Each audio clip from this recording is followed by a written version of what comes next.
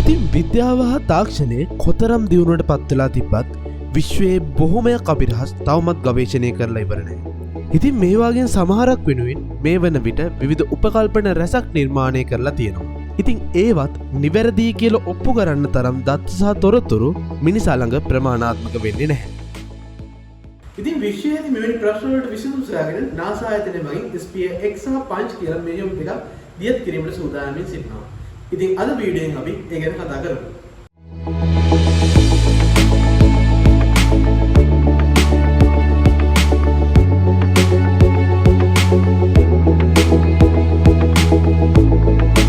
ඉතින් මේ වනතෙක් විද්‍යාඥයන් විශ්වයේ ශීඝ්‍ර ප්‍රසාරණය එහෙම නැත්නම් ඉන්ෆ්ලේෂන් කියලා හඳුන්වන මහා පිපුරුමෙන් පසු නැනෝ තප්පරයකට අඩු කාලයකදී සිදු වූ විශ්වයේ ශීඝ්‍ර ප්‍රසාරණය ගැන පුරෝකථනයක් ඉදිරිපත් කරන්න අපොහොසත් වෙලා තියෙනවා.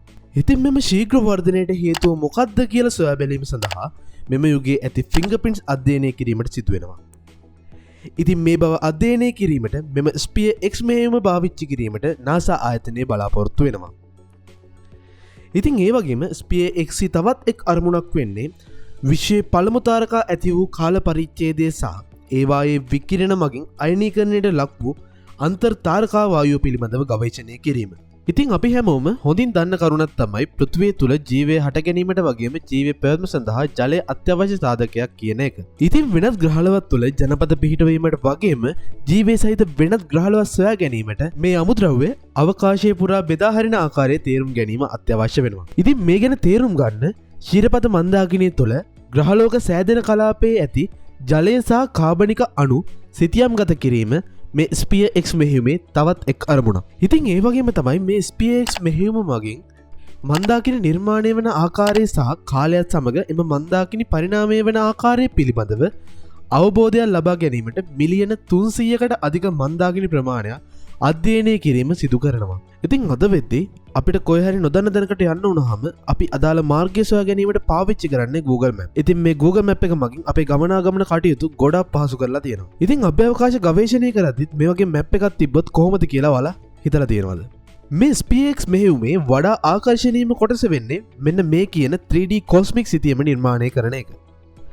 වර්ණපටි 96කින් සමන්විත සම්පූර්ණ අහසේ සවිස්තරාත්මක සිතියමක් මෙහිදී නිර්මාණය කරන්න විද්‍යාඥයින් බලාපොරොත්තු වෙනවා. එම නිසා අනාගතයේදී අභ්‍යවකාශ දුරේක්ෂවලට ඒවායේ නිරීක්ෂණ සහ පරීක්ෂණ කටයුතු පහසු කර ගැනීමට හැකියාවක් ලැබෙනවා. ඉතින් එහෙනම් අපි පංච් මෙහෙයුම ගැන දැන් කතා කරමු. ඉතින් මේ පංච් කියන කෙටි නමින් හඳුන්වන්නේ Polarimeter to Unify the Corona and Heliosphere කියන එක. ඉතින් මේ පංච් මෙහෙයුම කියන්නේ සූර්යයාගේ සූර්ය කොරෝනා සහ සූර්ය සුළඟ අධ්‍යයනය කිරීමට නිර්මාණය කර ඇති NASA මෙහෙයුමක්. ඉතින් මේ ප්‍රධාන අරමුණ වෙන්නේ සූර්ය කිරීටය සූර්ය සුළඟට සංක්‍රමණය වෙන ආකාරයත් මෙම ක්‍රියාවලිය අභ්‍යවකාශ කාලගුණයට බලපාන ආකාරයක් තේරුම් ගන්න එක.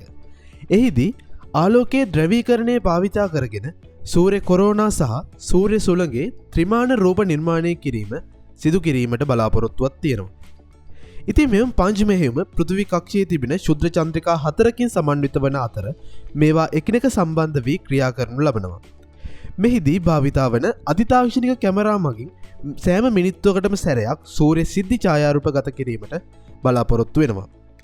සූර්ය සිද්ධි ඇතිවන ආකාරයත් ඒවා පරිණාමය වන ආකාරයත් අවබෝධ කරගෙන එමගින් පෘථිවියට බලපෑම් කළ හැකි අභ්‍යවකාශ කාලගුණික සිදුවීම් පිළිබඳව අනාවැකි වැඩි දියුණු කිරීමට NASA ආයතනය මෙමගින් බලාපොරොත්තු වෙනවා. ඉතින් හාත්පසින්ම එකිනෙකට වෙනස් මෙහෙයුම් දෙකක් ගැන එක වීඩියෝකින් කතා කරන්න ඇයි කියලා ඔයගොල්ලෝ බලනවා ඇති. ඉතින් ඒක තමයි මේකේ තියෙන සුවිශේෂීම කාරණාව. ඉතින් අපි හැමෝම දන්න දෙයක් තමයි අභ්‍යවකාශයේ යම්කිසි දෙයක් කැවීම සඳහා රොකට්ටුවක් ආධාර කරගන්නවා කියන එක. ඉතින් මේ කියන මෙහෙයුම් දෙකම අභ්‍යවකාශ ගත කිරීම සඳහා එකම එක රොකට්ටයක් තමයි පාවිච්චි කරන්නේ. ඒ SpaceX ආයතනයේ Falcon 9 රොකට් එක. 3, 2, 1 and lift off.